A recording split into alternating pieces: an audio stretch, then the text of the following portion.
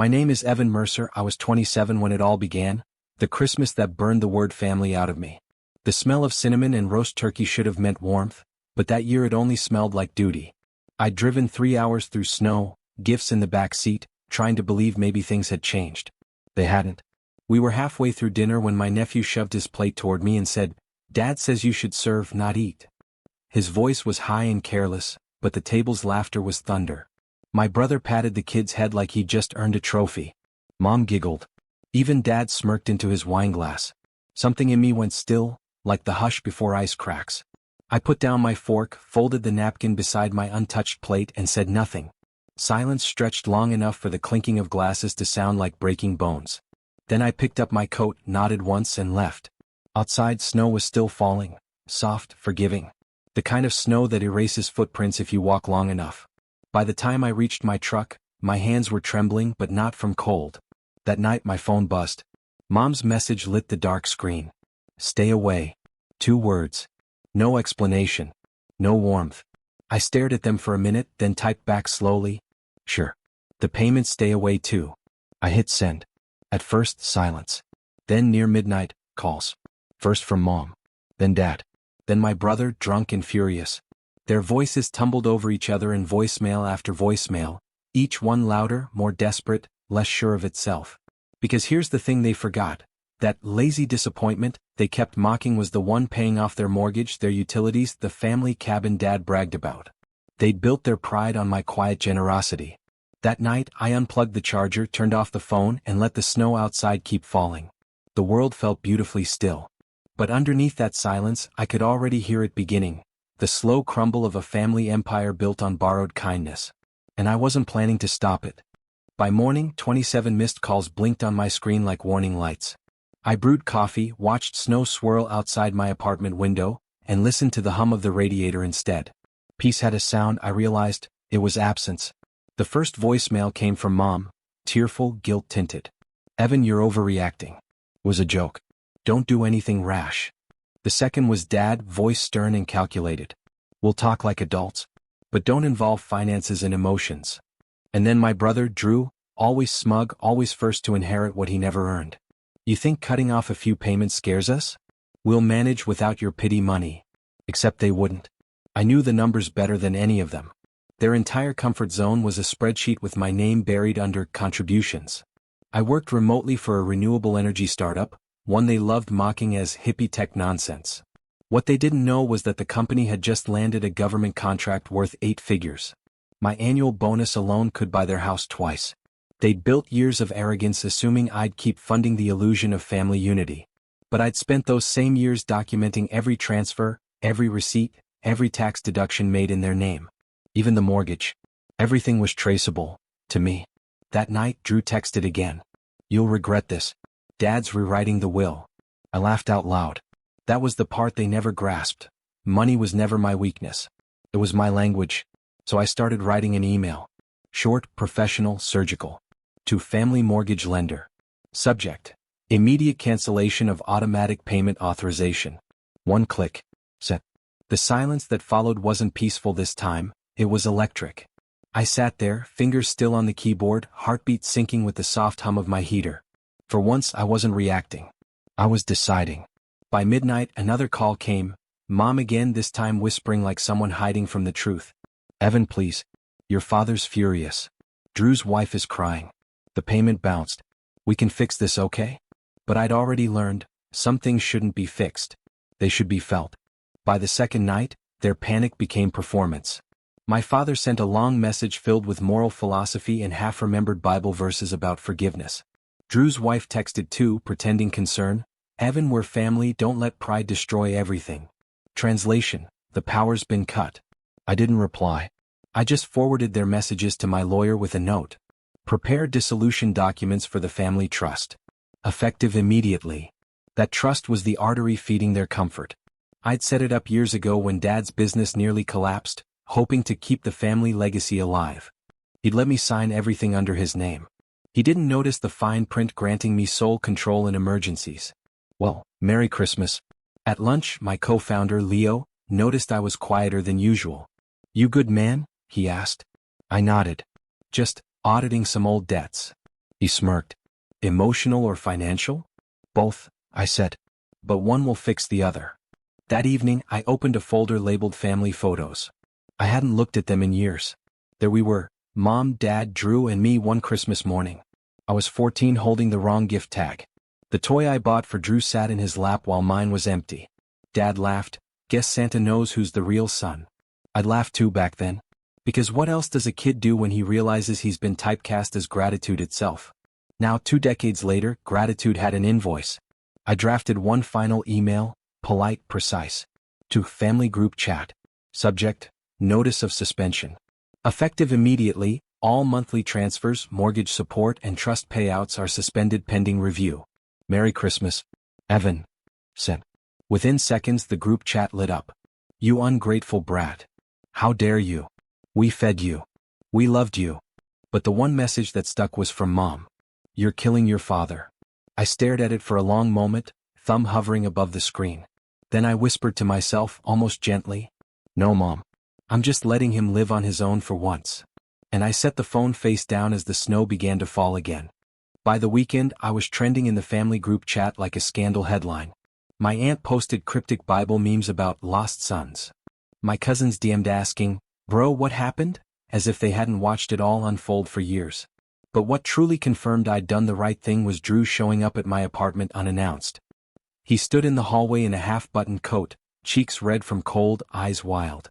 You think this is funny? He spat. Dad's blood pressure's through the roof. Mom hasn't slept. You're ruining Christmas. I stepped aside, motioning to the neatly stacked envelopes on the counter. You mean these? He frowned. What are those? Proof, I said. Every dollar I sent you. Every payment labeled as temporary help. Every mortgage deduction signed under my name. I was your silent safety net. Now it's over. He laughed the way people do when they're afraid. You're bluffing. So I opened one envelope and slid out a printed bank statement. His name, his address, my transfers. His smirk faltered. Evan, he said, voice breaking. You wouldn't ruin your own family. Drew, I replied, calm as ice, you already did that. I'm just turning off the lights. He stood there for a long time, searching for the version of me who used to fold. But that version was gone. The one who cleaned up after his messes, who laughed off humiliation at dinner tables. When he left, he slammed the door hard enough to shake the glass. For a second, I almost felt sorry for him. Almost. Later that night, I received an email from the mortgage bank confirming foreclosure proceedings had been paused, pending review of irregular signatures. I hadn't even filed a complaint yet. Someone inside the bank must have noticed Dad's forged authorizations, because technically I still owned the property. Mom called 5 times after midnight. I didn't answer. I just watched her name flash on the screen then fade away. For the first time in my life, I didn't feel guilty for her tears. I felt free. But freedom, I soon learned, comes with echoes, especially when the people you free start falling. 3 days later, I woke to a knock, not frantic like Drew's but steady, deliberate. Through the peephole I saw my father. The man who once taught me real men don't flinch. He looked smaller. His expensive coat hung loose, his eyes darker than I remembered. When I opened the door, cold air followed him in like an uninvited truth. Evan, he said, voice low. We need to talk. I gestured toward the kitchen table. We always do. You just never listen. He sat, rubbed his temples, and finally met my gaze. You embarrass this family. You've turned your back on your own blood for money? I laughed softly. No, Dad. For dignity. His jaw tightened. You were always dramatic. And you were always cruel. He sighed, leaning back. Your mother's been crying nonstop. Drew's panicking. The bank froze the account. You've made your point. No, I said, sliding a document across the table, the trust agreement. This was my point. You used my name to secure the cabin. My credit. My income. I didn't help you, Dad. I saved you. Repeatedly. He scanned the page, eyes narrowing at my signature beside the legal clause he'd never read. You transferred ownership? Years ago, I said. The cabin's legally mine. He looked up slowly. You'd really take that from your family? I smiled faintly. You already did. I'm just reclaiming what you borrowed. He rose, trembling with rage. You'll regret this, boy. Blood remembers. As he turned for the door, I said quietly, then maybe it's time Blood learned accountability. The door clicked shut behind him. I exhaled, feeling both lighter and lonelier than I'd ever felt. Later that evening, my phone buzzed with a message from an unknown number. "You think you've won? You have no idea who Dad's talking to." Drew again, careless, angry, leaking secrets he didn't even understand. I stared at the text the way one studies a spark before a fire. Because I knew exactly who Dad would turn to next, his lawyer. The same man who'd quietly helped me draft those irreversible trust clauses. This wasn't a war anymore. It was paperwork. The email came 2 days later. Subject: Notice of Legal Inquiry, Mercer Family Trust. Sender: Harlan and McKee, attorneys at law. Dad had moved fast. But not faster than me. I'd already spoken to Harlan weeks before Christmas, anticipating this exact move. He'd smiled through the phone back then, saying, "Mr. Mercer, you're remarkably thorough for a man about to be betrayed." Now his assistant's note confirmed what I expected. My father was contesting the ownership transfer. But because the clause was notarized under emergency provisions, signed during his declared bankruptcy year, he didn't have a legal foothold. The property, the accounts, the trust, they were mine. Still, reading that email didn't feel like victory. It felt like mourning. Because I'd wanted an apology, not proof. That night, I drove out to the cabin. Snow lined the trees like veins of quiet light. The place looked peaceful, still frozen in the illusion of togetherness. Inside, the air smelled faintly of cedar and smoke. I stood where we used to hang stockings, where Dad once said, "You're not meant to lead, Evan. You're meant to help those who can." I remember believing him. I sat on the couch, opened my laptop and began writing, not a statement this time but a letter. Not to them. To myself. "Dear Evan, you spent half your life earning people's love with invoices. You bought your way into silence and called it peace. You mistook their need for your worth. Don't do that again." I left the note on the mantel beside an old photo, Mom laughing, Dad mid-toast, me half in frame. Then I walked out. On my drive back, my phone buzzed again, this time from Mom. "He's sick, Evan. He won't stop pacing. Can you come talk to him?" My hands tightened on the wheel. For a moment I almost turned around. Almost. Then another message came through, "Drew again. You're dead to us." And that decided it. Because sometimes the cleanest way to end a bloodline of manipulation is to stop showing up for your own guilt. By the time I got home, snow had erased my tire tracks completely. I didn't hear from them for a week. Not a call, not a text, just silence. Then one morning I woke to a delivery at my door. A small box, unmarked. Inside was Dad's watch. The old one with the cracked leather strap and engraving that read, "Do better, son." No note. No message. Just that. I held it for a long time. The second hand still ticked faintly, slow and stubborn, like him. It was the only thing he ever gave me that wasn't conditional. That afternoon, Leo found me at the office, staring at my computer but not seeing the screen. "Still the family drama?" he asked. I nodded. "I think they're done with me." He leaned back, smirking. "Maybe that's good. You finally get to build something without cleaning up someone else's mess." He was right. So I redirected my energy. The startup was expanding. Investors wanted a full acquisition. I negotiated my exit quietly and doubled my savings overnight. For the first time, I had everything, and no one left to share it with. A week later, Mom called. Her voice was softer this time, like defeat wrapped in longing. "Your father's? He's not himself.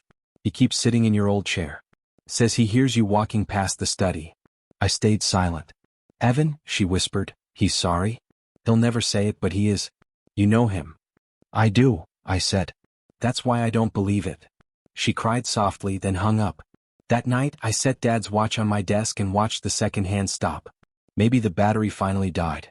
Or maybe some things just knew when to end. The next morning, Drew sent one last text. "He wants to see you. He keeps asking for you." I stared at it until the words blurred.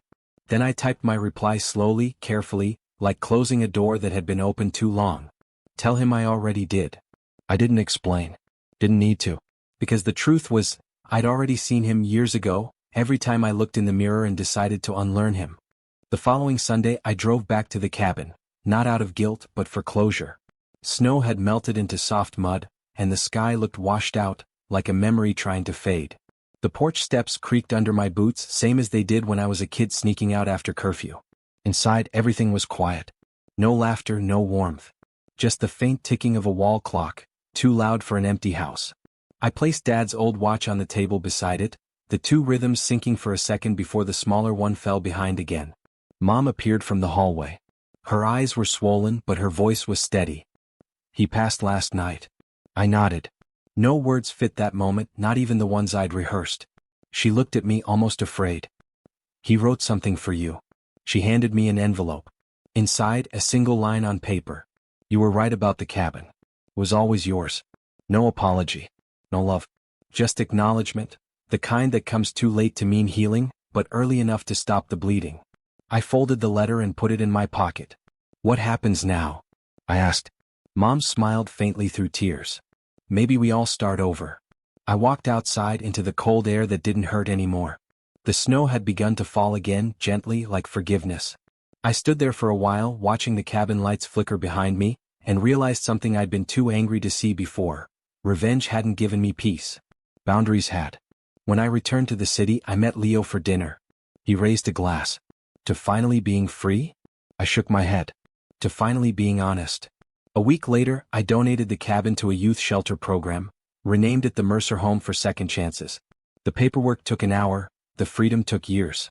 On the final form under authorized signature, I wrote my name, slow, deliberate.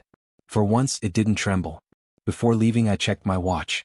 The second hand wasn't moving anymore, but the silence it left behind wasn't empty. It was peace.